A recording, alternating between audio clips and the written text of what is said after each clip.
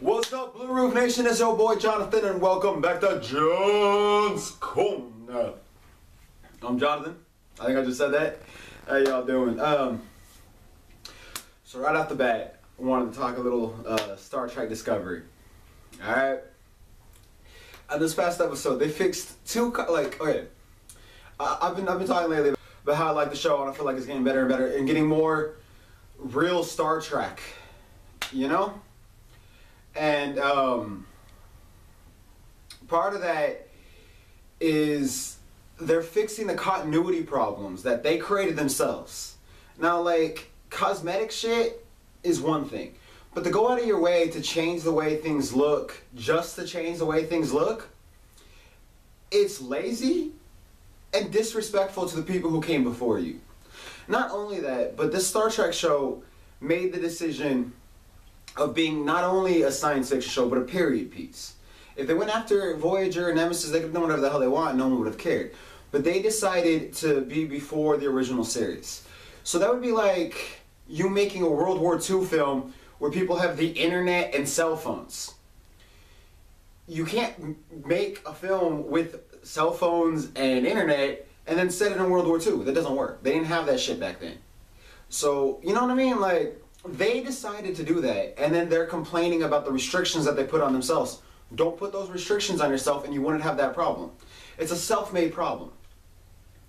But they're finally fixing it. They're pulling an Enterprise Season 4 and they're retconning things. The Klingons have hair again. They still don't look exactly like the Klingons from Next Generation and all the shows, but they look close enough that I'm like, alright, I'm happy. We still got to get them looking human though within 10 years before the original series starts. But that's the next problem. Then they're getting rid of the spore drive. I love it. And then with one line, they got rid of the holo projectors all over the fleet. Like, I loved it. It was genius. Because it's finally like, all right, you know what? We deviated from continuity. Now let's put it back into place to regular continuity. And we're gonna circle back to this on John's soapbox at the end of this episode. But I wanted to give Star Trek praise because I'm so happy they're doing it, and I thought they did it beautifully. Like, it flowed perfectly, didn't disrupt the episode at all, and it was a nice treat to fans being like, look, we hear what you guys are upset about, we respect you, here you go. It was CBS finally doing something nice. I also wanted to talk about they dropped the trailer for the new Chucky movie, and you guys know that I've been like, and I mean I'll watch it, but it really does, like, when they describe it, it sounds like Small Soldiers. Now you watch the trailer, and it's like, it's so Small Soldiers. They even have the scanning thing, and it's just like, what are you, Battlestar Galactica now? Like, oh my god, Charles Lee Ray is Chucky.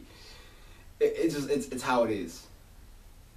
It's just, I don't, stop remaking things just for the sake of remaking things.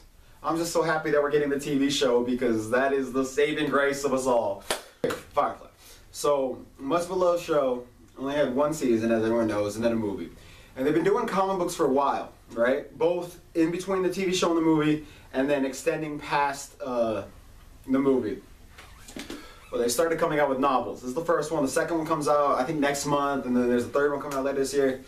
And it's all taking place in the same continuity. I think even the only thing I'm unsure of is, like, this book is referencing things from the Dark Horse comics, which were largely written by Josh and his brother Zach. And then the Boom comics are coming out now. That's the only one I don't know if it's taking place in the same world as the Dark Horse comics or if it's erasing those. But this novel's referencing stuff from them, even though it takes place during the TV show. It's referencing stuff from Book's backstory. So it feels like it's all taking place in the same universe, and it's just like, oh shit, Firefly's the new Star Wars. Like, the new EU is Firefly. I just think it's really awesome that they're doing, like, different platforms. Like, they have novels, and then of course the TV show, the movie, comic books, and it's all in the same universe across different platforms. It's what the EU was when it was at its best, and I'm so excited for it. So if you haven't been picking it all up, you should definitely pick it up. You should really check out though, I forget the name of it off the top of my head. I say I forget the name of it, and then I realize right into my room. The Shepherd's Tale. It's volume 3 of the trade paperbacks if you get it, but you should definitely check this out because it dives into Book's origin. And like, because you watch the show and it's always like, what is his deal? Who is he? What's going on? And this book breaks it down for you. It's his story. It's really awesome. So that's all the positive stuff. all the uplifting, cool stuff. That's probably where I should end the episode. But I want to complain about some stuff. Welcome to John's Soapbox. So if you're here for positivity, give us legends, have a week, all that good stuff. Let's go back to the Star Trek thing. So you saw last week or the week before, and then also on my other YouTube channel, I talked about I don't like to get involved in conversations with people online because they're so negative and just hate-filled, and the way they argue is just so. It's not about, like, look, you listen to Clean Jeans, you listen, you know me at all. You know that I'm very much, like, I like to argue. I like to debate things. I like to dissect things from different sides and argue the merits of this and the merits of that. I really love doing all that. That being said, people on the internet, they take all the fun out of it, and they attack you and they insult you and they tear you down.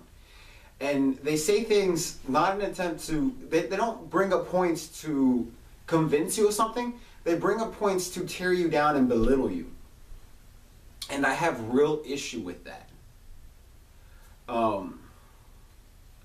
So, me and my friend, we're both big Star Trek fans, and we were talking about Star Trek and the changes they're making to fit continuity. And he doesn't like it, and that's cool. His argument is that we have the technology now to make things cool, to make cooler things, newer things. Why not do that? It's all superficial. It's not plot points. It doesn't matter. To an extent, I agree with him.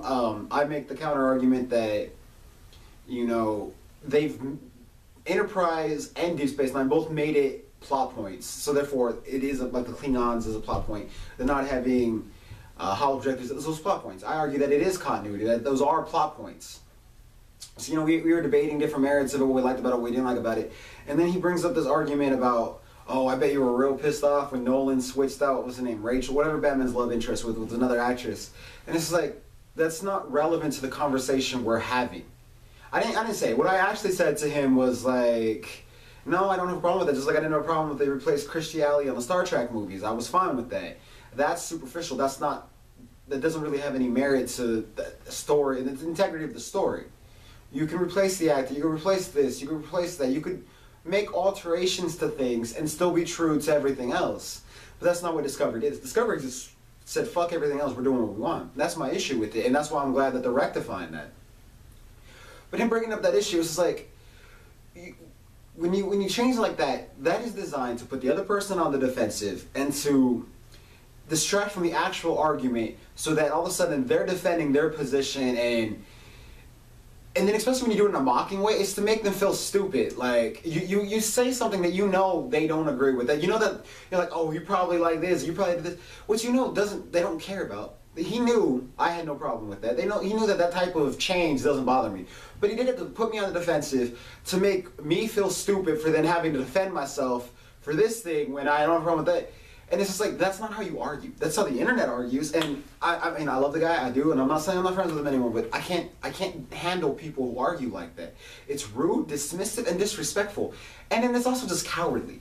Argue your points. Argue your fucking merits. Like, I changed the subject to something else because I don't want to fight.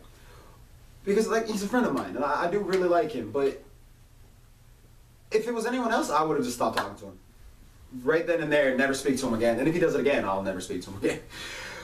It's just, it's so internet-y. It's so millennial of, oh, we're talking about this? What about this? And it's just like, why do you have to be that dismissive and rude and belittling to a person who's supposedly your friend? We're supposed to be friends, and you're going to belittle me like that? Talk down to me like that? Well, that's fucked up. To me, that crosses a line. But I let it go, and I just tell all you people out there, when you argue with people, especially your friends, or even online, have some integrity. Don't bait and switch, don't whataboutism to try to score an easy victory. Because it's really fucked up. It is. It has no integrity, and it's very, very dismissive. And you will lose friends over it. Because, not because they can't handle the debate, not because they don't like to argue, not because they can't handle the fact that you have a different opinion of yours, but because you didn't respect their opinion. Because that's what it's about. Like, there's been times when I disagreed with him and he liked something and I didn't like something, or when I liked something he didn't like something, and I've never disrespected his opinion. I've disagreed with his opinion. I've pointed out different arguments as to why I didn't agree with it, but I've never disrespected his opinion. And so far he hasn't really disrespected mine either. This time he disrespected my opinion. He belittled it and mocked it. And it's just like, well, are we even friends? Do you even consider me a friend if you're going to go and devalue my opinion like that? And that's the problem with society as a whole, is that if anyone has a difference of opinion than us, all of a sudden they don't matter as a human being. And that's what he did to me, and that's why it bothered me so much. I've been thinking about it a lot since it happened yesterday. It really pissed me off. You don't do that to people. If you want people to value you and your opinions, then you value other people and their opinions, even if you don't agree with them. And honestly, what is the big deal with talking to someone? The person you should want to talk to the most is someone who disagrees with your opinion. Because when you talk to people who agree with you, which is the problem with the internet, don't even get me started on the internet. The problem with the internet is that it's all algorithms that feed back to you what you already think. And so it makes you think you're right. Oh my God, there's so many people who agree with me. There's really, there's just as many, if not more people who disagree with you as agree with you. That's life. But the internet feeds to you what you want to hear so that you stay there. Oh, stay on Facebook longer, stay on this website longer, stay on this YouTube channel longer, stay on anything longer. So it feeds you what you want to hear, and it just keeps giving you more of the same. It's basically brainwashing yourself. The people you need to speak to are people who disagree with you, people who have difference of opinions than you. Because talking to someone who thinks differently than you can only result in three things, and all three of those things, believe it or not, are positives. It will either strengthen your own belief, which means you actually believe it and now you believe it more. That's good. I don't see how that's bad. Nothing will happen, which if nothing happens, then what's the point? Nothing is not good nor bad. It's neutral. Or you change your opinion, which I think a lot of people are terrified of having their opinions changed. But you shouldn't be. Because if someone can convince you that you're wrong and that another version of events is true or better or whatever, they can actually change your opinion. Then you didn't really believe what you thought you believed in the first place. And a sign of intelligence, a sign of being open-minded and progressive, is being able to have your mind changed, is being open to alternative points of view. Because I'm sorry to break this to you, the world of 2019, you are not the be-all, end-all. There are other people who are smarter than you. There are other people who are smarter than you, if not in every aspect, at least in certain aspects. You are not the utmost authority in everything. I'm sorry, you're not. And the problem is so many people think they are. So many people think that they know everything and that everybody else is stupid because they disagree with them. You can have differences of opinion and still be friends. You don't have to insult or tear down your supposed friends because they disagree with you. You just don't. I don't even know if you watch this. If you do, look, man, you're still my friend. I still got love for you, but that was you crossed the line. Whatever. Moving on. The last thing I want to talk about is a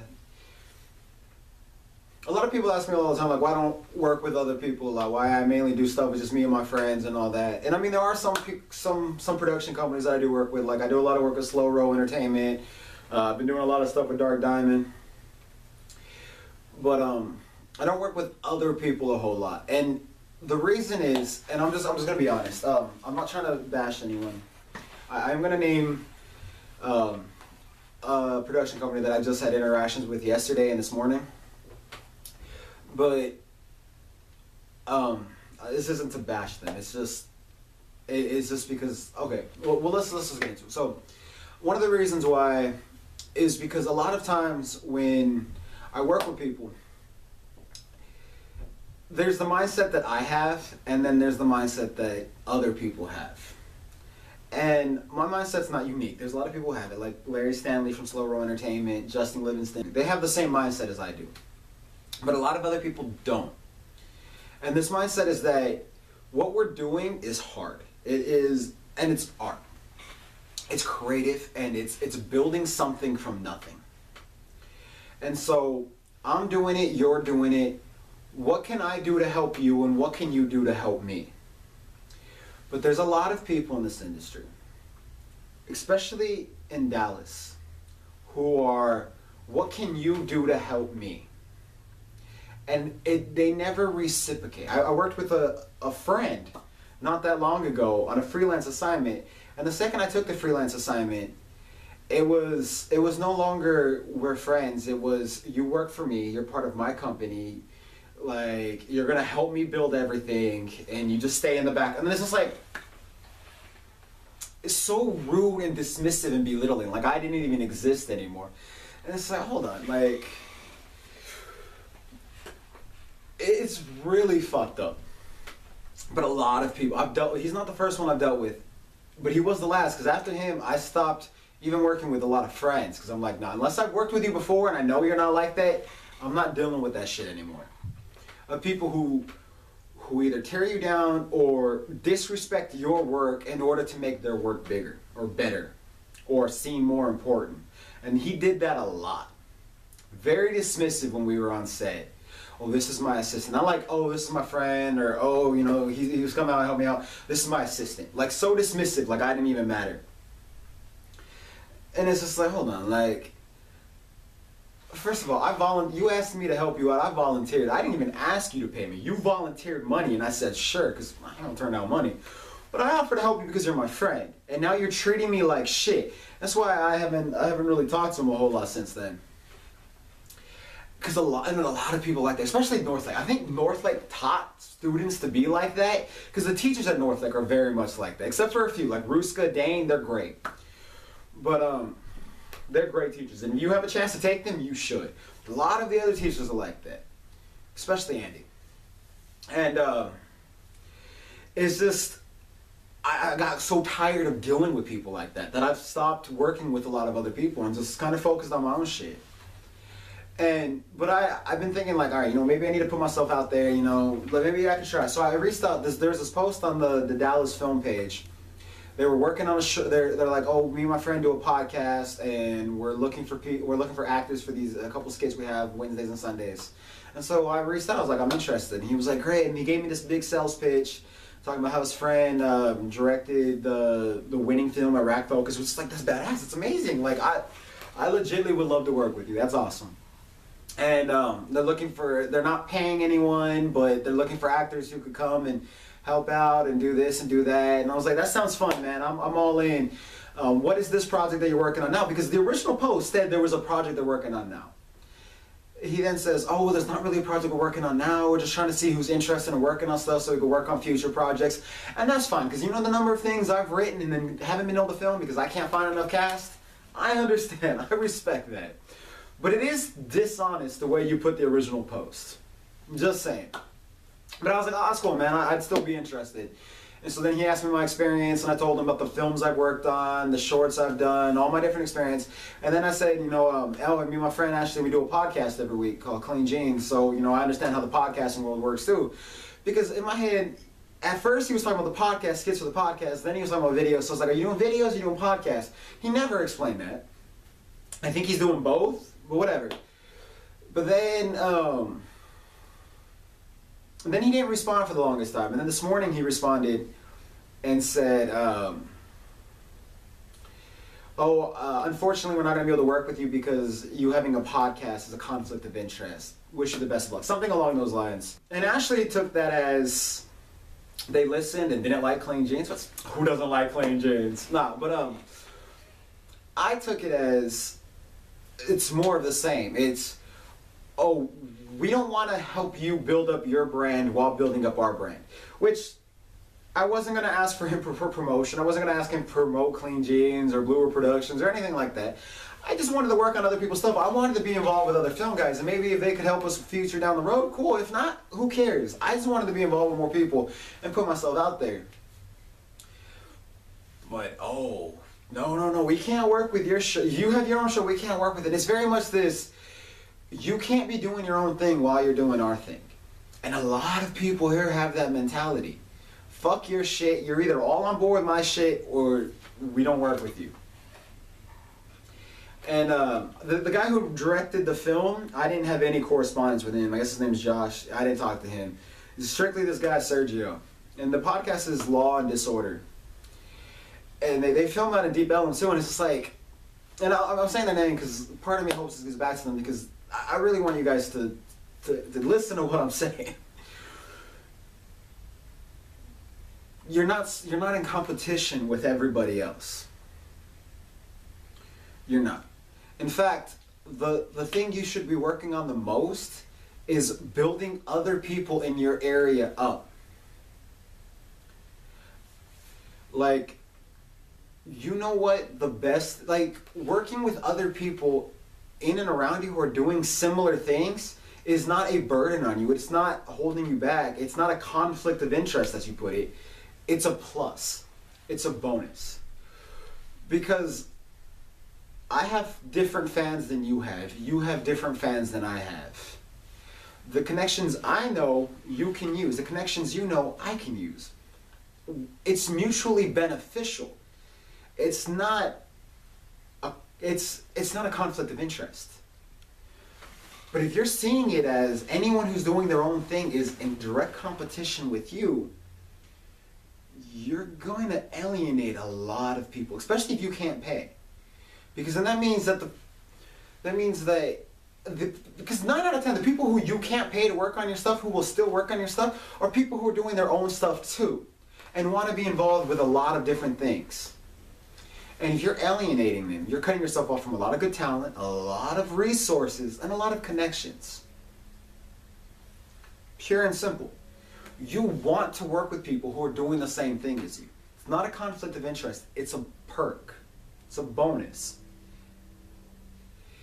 And it's this notion, and this isn't about them. This is about a lot of people I've dealt with in the industry as a whole.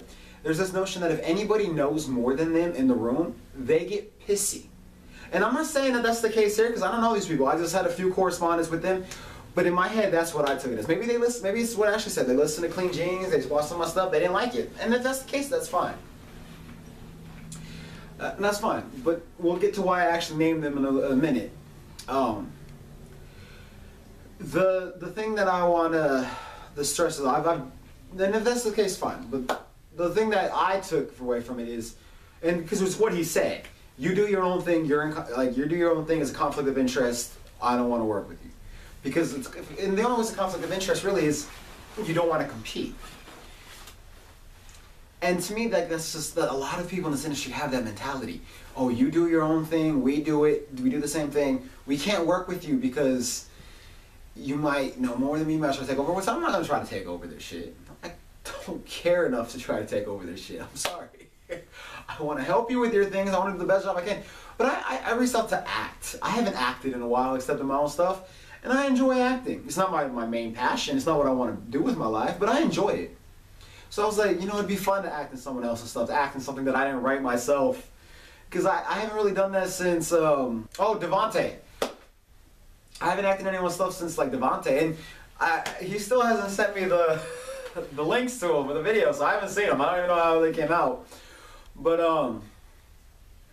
it's not a burden to help other people out. It's not a burden to have people who do other things help you out. And you should never be the smartest person in the room. You should always have people who know the stuff more or know different aspects of it than you do, because you can learn from it. Part of the reason why I reached out to these people was, oh, you do a podcast too? Oh, you're trying to do like skits in your podcast? Because that's what me and Ashley have been talking about doing for a while, is doing like little radio plays. And so I was like, oh, you know, that'd be fun. Like, I could help them out, and then they could help me out, and then like I could learn from them. That's what it's supposed to be about. It's not a competition.